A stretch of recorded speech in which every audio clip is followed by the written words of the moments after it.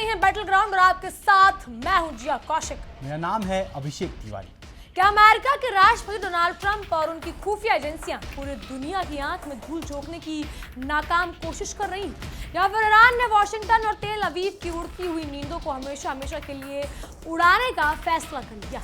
जी हाँ, अगर आज की पूरी मिडिल ईस्ट खबर का निचोड़ एक लाइन में निकालें तो बात सिर्फ इतनी सी है कि 28 फरवरी के भीषण अमेरिकी इजरायली हमले में अयातुल्ला अली खामनाई की शहादत के बाद जिस नए सुप्रीम लीडर मौसबा खामनाई को अमेरिका 90% खत्म बता रहा था, उनका एक नया 12 सेकंड का रहस्यमय वीडियो जारी कर ईरान ने पूरी दुनिया का माथा घुमा दिया है। एक तरफ अमेरिकी दावों की हवा निकलती दिख रही है तो दूसरी तरफ ईरान के सर्वोच्च राष्ट्रीय सुरक्षा परिषद ने साफ साफ कह दिया कि जब तक अमेरिका अपनी गुंडागर्दी और दादागिरी को पूरी तरह बंद करके युद्ध खत्म नहीं करता तब तक दुनिया की सांसें थामने वाला हॉर्मूज यानी स्ट्रेट ऑफ हॉर्मूज कभी नहीं खुलेगा। इसके ऊपर से यूएई के तेल टैंकर पर मिसाइल हमला, यमन के हूतियों की फिर से धधकती जंग और तुर्की के संसद में पीकेके के निशस्त्रीकरण के ऐतिहासिक बिल की पहली बाधा पार होना, ये साफ दिखाता है कि अमेरिका जिस पूरे इलाके को कंट्रोल करने का ख्वाब देख रहा था वो अब घर में नहीं है दाने और अम्मा चली बनाने वाले हालात बन चुके हैं। अगर हम पूरे घटनाक्रम को गहराई से खंगालें तो ऐसा लगता है कि अमेरिका और इजराइल ने मिलकर जिस गुमान का महल खड़ा किया था, ईरान ने सिर्फ 12 सेकंड के बिना तारीख वाली वीडियो के उस महल की नींव हिला दी है। डोनाल्ड ट्रंप व्हाइट हाउस में बैठकर जिस तरह से छाती ठोक ठोक कर दावे कर रहे हैं कि ईरान की शीर्ष सैन्य लीडरशिप को तबाह कर दिया गया और नए सुप्रीम लीडर मौसबा खामनाई 90% गॉन यानी लगभग खत्म हो चुके हैं, इस दावे पर मेहर न्यूज एजेंसी ने एक छोटे से वीडियो का तमाशा जल दिया। वीडियो में मौसबा खामनाई एक बंद कैमरे में पीछे कालीन पर बैठकर अपने आसपास के लोगों से हंसते बोलते और संवाद करते नजर आ रही है, जिसे देखकर ऐसा लगता है कि नहीं वो मौत के करीब है। अब पश्चिमी मीडिया भले ही इस वीडियो के तारीख को लेकर अंगूर खट्टे वाले तर्ज पर बाल के बार खाल निकाल ले, लेकिन सच तो यही कि अमेरिकी खुफिया एजेंसियों की हवा नीकीलेबंदी अब दुनिया के सामने पूरी तरह बेनकाब हो चुकी है। सच कहें तो अमेरिकी राष्ट्रपति डोनाल्ड ट्रंप की आदत नहीं है कि जब तक वो बिना सोचे समझे कोई बड़ा बयान न दे दे तब तक उनका खाना नहीं बचता। जब 28 फरवरी को अमेरिका और इजरायल ने मिलकर अयातुल्ला अली खामनाई के परिसर को निशाना बनाया था, तब ट्रंप ने अपनी मीडिया ब्रीफिंग ढिंढोरा पीटा था और उन्होंने कहा था कि ईरान का नामो निशान मिट चुका है। लेकिन जब इजरायली चैनल और द जेरूसलम पोस्ट जैसे न्यूज आउटलेट्स यह फैला रहे थे कि मुस्तफा खामनेई बहुत नाजुक हालत में हैं और जल्द ही उनकी शहादत की खबर आ सकती है, तब ईरान ने नए वीडियो शेयर करके यह दावे की फुस्ती निकाल दी है। ट्रंप साहब के लिए तो यही बात हो गई है कि नाच न जाने आंगन टेढ़ा। उन्होंने समझ लिया था कि अली खामेनेई के जाने के बाद ईरान घुटने टेक देगा, लेकिन मुस्तफा खामेनेई का शांत और स्वस्थ चेहरा देखकर अब वॉशिंगटन के पेंटागन में बैठे जनरलों के पसीने छूट रहे हैं। इस पूरे मामले में सबसे दिलचस्प भूमिका ईरान के राष्ट्रपति मसूद की बयानों से सामने आती है, जो यह साबित करती है कि ईरान कोई बचकानी रणनीति नहीं खेल रहा है बल्कि अमेरिका को हर कदम पर चकमा दे रहा है। पेजेशियन ने खुद टीवी इंटरव्यू में कहा कि इस वक्त सुप्रीम लीडर मुस्तफा खामनेई से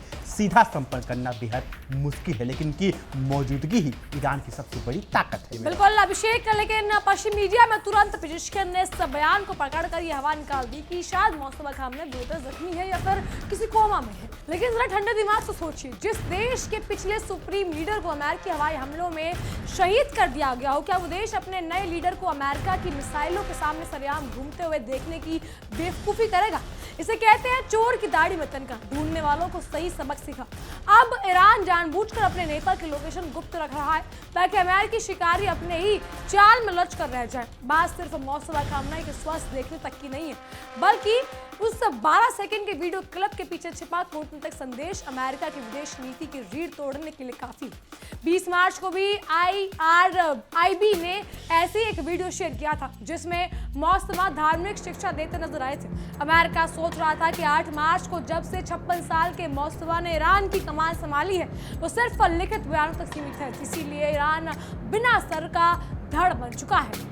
लेकिन ईरान ने दिखा दिया कि उनका नेतृत्व पूरी तरह से चालू है और अमेरिका का वह ख्वाब की सांप भी मर जाए और लाठी भी न टूटी कभी पूरा नहीं होने वाला। अमेरिका ने मिसाइलों तो दाग दी, लेकिन ईरान के हौसले पर एक खरोंच तक नहीं आ सका। अब जरा सिक्के के दूसरे पहलू पर नजर डालिए, जहां असली जंग पैसे और तेल के रास्ते यानी स्ट्रेट ऑफ हॉर्मुज से लड़ी जा रही है। अमेरिकी विदेश नीति का अहंकार इतना बड़ा है कि ट्रंप प्रशासन समझ रहा था कि वे ईरान पर नौसैनिक नाकेबंदी लगाकर उसे बातचीत की मेज पर गिड़गिड़ाने के लिए मजबूर कर देंगे। लेकिन ईरान के सुप्रीम नेशनल सिक्योरिटी काउंसिल के सचिव मोहम्मद बगैर ने जो नई मांगों की सूची जारी की है उसने वाशिंगटन के होश उड़ा दिए। अब जो सूची आई है, जो खुद पासदर्शन यानी रिवॉल्यूशनरी गार्ड के क्वार्टर कमांडर हैं, जो उन्होंने साफ शब्दों में अमेरिकी गवर्नमेंट की धज्जियां उड़ाते हुए कहा कि जब तक अमेरिका अपने बचकाने और आक्रामक व्यवहार नहीं सुधारता तब तक दुनिया के सबसे महत्वपूर्ण तेल मार्ग की ताला किसी भी कीमत पर नहीं खुलेगा। ईरान द्वारा अमेरिका के सामने रखी गई शर्तें इतनी सख्त और खरी हैं कि ट्रंप प्रशासन के पास अब बगले झांकने के अलावा कोई रास्ता नहीं बचा। ईरान ने दो टूक कह दिया है कि अमेरिका को हमेशा के लिए ईरान और उसके क्षेत्रीय सहयोगियों के खिलाफ जंग बंद करनी होगी। अपनी नौसेना को ईरानी बंदरगाहों से नाकेबंदी से पीछे हटना होगा और क्षेत्र में अपनी सभी सैन्य अड्डों को उखाड़कर फेंकना होगा। इतना ही नहीं, अमेरिका ने इस युद्ध में ईरान का जो नुकसान किया है उसका पाई का मुआवजा देना होगा और बिना किसी शर्त के ईरान की जब्त की गई अरबों डॉलर की संपत्ति को आजाद करना होगा। यह शर्त सुनकर अमेरिकी वार्ताकारों के गले में कांटा फंस गया है, क्योंकि ट्रंप साहब तो गेहूं के साथ घुन पिसता है। वही सोच के साथ ईरान को डराने चले थे, लेकिन यह उल्टा चोर कोतवाल को डांट रहा है। अमेरिका की कूटनीतिक नाकामी का सबसे बड़ा सबूत यह है कि वह ओमान के जरिए ईरान से गुप्त समझौते की भीख मांग रहा था ताकि किसी तरह हॉर्मुज स्ट्रेट से जहाजों की आवाजाही शुरू हो सके। ट्रंप रोज सुबह उठकर मीडिया में ये सफेद झूठ बोल देते हैं कि डील बस होने वाली है, लेकिन ईरानी सुरक्षा परिषद ने अपने बयान से ट्रंप के उस झूठ का गुब्बारा फोड़ दिया। ओमान भले ही कह रहा हो कि बातचीत सकारात्मक माहौल में चल रही है, लेकिन ईरान का संदेश बहुत स्पष्ट है। उंगली पकड़कर पहुंच पकड़ना कि अमेरिकी फितरत अब नहीं चलेगी। जब तक अमेरिका अपने नौसैनिक जहाज वहां से हटाकर लिखित में शांति गारंटी नहीं देता, तब तक दुनिया की अर्थव्यवस्था को तेल के बिना ही तड़पने के लिए अमेरिका ही जिम्मेदार होगा। और इस बीच शनिवार तड़के जो घटना घटी है उसने अमेरिका के सुरक्षा दावों की कलाई खोल कर रख दी है। संयुक्त अरब अमीरात यानी यूएई की सरकारी तेल कंपनी ADNOC का एक वाणिज्यिक जहाज हॉर्मुज के रास्ते से गुजर रहा था, जिस पर ईरानी मिसाइल ने सीधा सटीक निशाना साधा। यूएई का विदेश मंत्रालय चिल्लाता रह गया कि उनके जहाज को निशाना बनाया गया है, लेकिन हकीकत यह है कि अमेरिका अपने खाड़ी सहयोगियों को सुरक्षा देने का जो बड़ा ढोंग करता है वह मिसाइल के एक झटके में फुस्त हो गया। फरवरी से लेकर अब तक ADNOC के दर्जनों जहाजों पर ड्रोन और मिसाइल हमले हो चुके हैं, जिसमें एक क्रू मेंबर की जान जा चुकी है और 20 से ज्यादा लोग घायल हो चुके हैं। लेकिन अंकल सैम सिर्फ दूर बैठकर तमाशा देख रहे हैं। यूके मैरीटाइम ट्रेड ऑपरेशन ने भी इस बात की पुष्टि की है कि ओमान के एक खसाब शहर में पूर्व एक जहाज पर मिसाइल गिरी और वहां भीषण आग लग गई। ये घटना चीख कर बता रही है कि जब तक अमेरिका के इस इलाके में अपनी टांग अड़ाना बंद नहीं करेगा, तब तक तेल भी टैंकर सुरक्षित नहीं निकल सकता। अमेरिका ने सोचा था कि वो ब्लॉक करने में माहिर है, लेकिन ईरान ने साबित कर दिया कि 100 दिन चोर के तो एक दिन 7 का जरूर आता है। अमेरिका की दादागिरी के खिलाफ ईरान ने जो घेराबंदी की है उससे पश्चिम देशों के बाजारों में कच्चे तेल के दाम आसमान छू रहे हैं और अमेरिका के अपने ही नागरिक अब ट्रंप की नीतियों को कोसने लगे हैं। अब जरा ध्यान भटकाने के लिए अमेरिका द्वारा यमन में बोए गए कांटों पर भी नजर डालिए। अमेरिका और उसके पिट्ठू सऊदी समर्थित यमन गठबंधन ने यमन के हूती विद्रोहियों के खिलाफ फिर से मोर्चा शुरू कर दी है। यमनी सेना ने प्रवक्ता कर्नल मजीद आला नजाली ने दम भरते हुए कहा कि उन्होंने हूतियों के ठिकानों को निशाना बनाया, लेकिन वो ये भूल गए कि हूती कोई मामूली लड़ाके नहीं बल्कि वो अमेरिका की नाक में दम करने वाले वो फौलादी सिपाही है जिन्होंने लाल सागर में अमेरिकी नौसेना के अरबों डॉलर की युद्धपोतों को खिलौना बनाकर रख दिया। संयुक्त राष्ट्र के दूत हंस गणबस ने शुक्रवार को जो चेतावनी दी है उसमें यह कहा गया है कि यमन 2022 के युद्ध विराम के बाद सबसे बड़े भयानक युद्ध के मुहाने पर आकर खड़ा हो गया है। लेकिन इस तबाही की पटकथा किसने लिखी? साफ है, अमेरिका ने। जब अमेरिका ईरान के साथ सीधी जंग में हारने लगता है तो ये यमन के अपने ही बाड़े के टट्टुओं को भड़काकर आग के में घी डालने का काम करता है। जल में रहकर मगर से बैर करने वाली अमेरिकी चालबाजी अब बेनकाब हो चुकी है। जी हाँ, हुतियों ने भी साफ कर दिया है कि जब तक गाजा और ईरान पर अमेरिकी इजरायली हमले नहीं रुकते तब तक अमेरिका और उसके सहयोगियों के जहाजों को समंदर में डुबोया जाता रहेगा। ट्रंप प्रशासन का सबसे बड़ा पाखंड यह है कि वे खुद को शांति का मसीहा बताते हैं, लेकिन दुनिया के जिस कोने में कदम रखते हैं वहां सिर्फ खून खराबा और तबाही फैलती है। ईरान के नए सर्वोच्च नेता मुस्तफा खामनेई के खिलाफ ट्रंप ने जो बयानबाजी की है वे 90% गॉन है। वह अमेरिकी राष्ट्रपति के गिरते हुए दिमाग की मानसिक स्तर और हताशा को दर्शाती है। बिल्कुल अभिषेक, जब कोई नेता युद्ध के मैदान में अपने विरोधी को नहीं हरा पाता तो वो ऐसी अफवाहों का सहारा लेता है, लेकिन ईरान ने 12 सेकंड के वीडियो में दिखा दिया कि उनका नेतृत्व न केवल जिंदा है बल्कि अमेरिका के हर चाल को माकूल जवाब देने के लिए पूरी तरह तैयार रहता है। अमेरिका के इस झूठे प्रचार तंत्र के पोल तब वो खुल गई जब इजरायली मीडिया और उनके प्रायोजित आउटलेट्स दिन रात ये खबर चलाने लगे कि मुस्तफा खामनेई के हालात अत्यंत नाजुक और उन्हें अस्पताल में भर्ती करवाया जा रहा है। लेकिन जरा सोचिए, जिस शख्स के बारे में कल तक दावे किए जा रहे थे वह वेंटिलेटर पर है।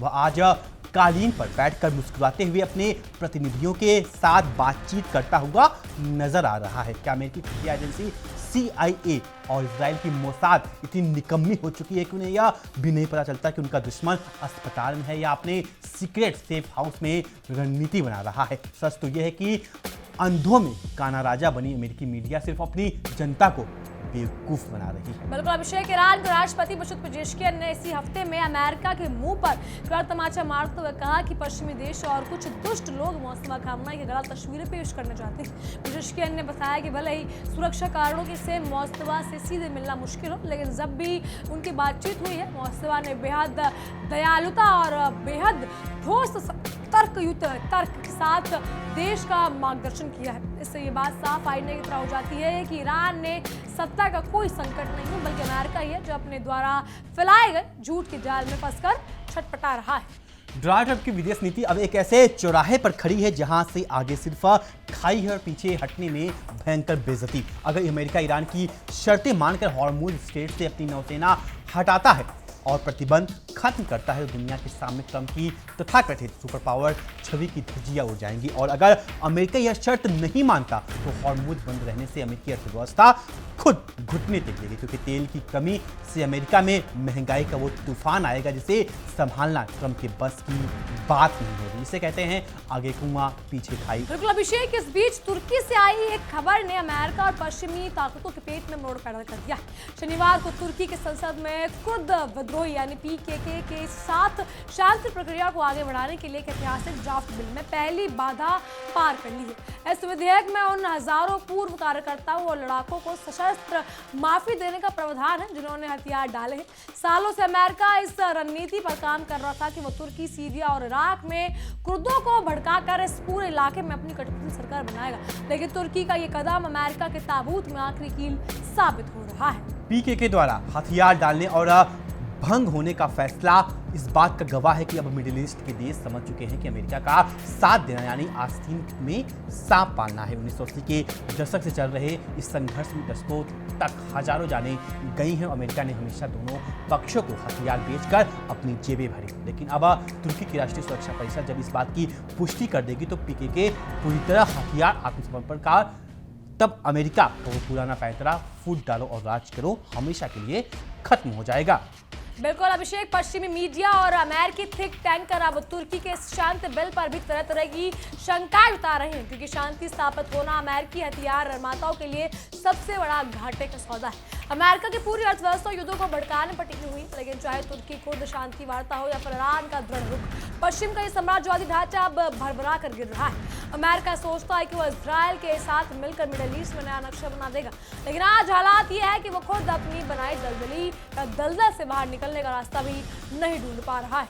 अगर हम वापस ईरान की स्थिति पर आएं तो मुस्तफा खामनेई के नेतृत्व में ईरान ने दिखा दिया है कि वे अमेरिका के मनोवैज्ञानिक युद्ध यानी साइकोलॉजिकल वॉरफेयर के आगे झुकने वाला नहीं है। 28 फरवरी अमेरिकी इजरायली हमले में अली खामनेई की मौत के बाद पश्चिम का अंदाजा था कि ईरान आंतरिक युद्ध में उलझ जाएगा, लेकिन ईरान ने महज एक हफ्ते के भीतर मुस्तफा खामनेई को नया सुप्रीम लीडर चुनकर अपनी राजनीतिक परिपक्वता का परिचय दिया। अमेरिकी मीडिया जितना मुस्तफा के जख्मी या बदसूरत होने का ढोंग रच रही है, ईरान ने उसी मीडिया के मुंह पर 12 सेकंड का सच फेंककर उनका तमाशा बना दिया है। बिल्कुल अभिषेक, जरा सोचिए, जिस राष्ट्रपति ट्रंप ने दावा किया था कि मुस्तफा खामनेई 90% गॉन है, क्या वो अब दुनिया के सामने आकर अपने उस बयान का जवाब देंगे? बिल्कुल नहीं। क्योंकि ट्रंप और उनका प्रशासन कभी अपनी गलतियों से स्वीकार नहीं करता। वो सिर्फ एक नए झूठ गढ़ते हैं, लेकिन जनता अब जान चुकी है कि अमेरिकी राष्ट्रपति के बयानों में कीमत फूटी कौड़ी के बराबर नहीं है। जब वो कहते हैं कि युद्ध खत्म होने वाला है, समझो नया युद्ध शुरू होने वाला है। और जब वो कहते हैं कि दुश्मन खत्म हो चुका है, तो दुश्मन और ताकत से सामने आकर खड़ा हो जाता है। और मध्य पर ईरान के सुप्रीम नेशनल सिक्योरिटी काउंसिल का रुख अमेरिकी अहंकार पर सबसे बड़ी चोट है। मोहम्मद बगैर ने जिस तरह अमेरिकी नाकेबंदी को हटाने और युद्ध क्षतिपूर्ति देने की मांग की है, उसमें पश्चिमी देशों की पश्चिमी ने छुटा दी। अमेरिका हमेशा दूसरे पर प्रतिबंध लगाता था, दूसरे से हट जाना मांगता था, लेकिन आज इतिहास पलट चुका है। एक एशियाई देश अमेरिका से कह रहा है कि अपनी हरकतों को सुधारो वरना भूखे मरोगे। यह अमेरिका के अंतर्राष्ट्रीय रुतबे का वो पतन है जिसे इतिहास हमेशा याद रखेगा। यूएई के ADNOC तेल टैंकर पर हुआ हमला अमेरिका के लिए एक चेतावनी है कि वह खाड़ी देशों को ढाल बनाकर खुद सुरक्षित नहीं रह सकता। फिलहाल हमारे इस खास शो बैटलग्राउंड में देखने से इतना ही।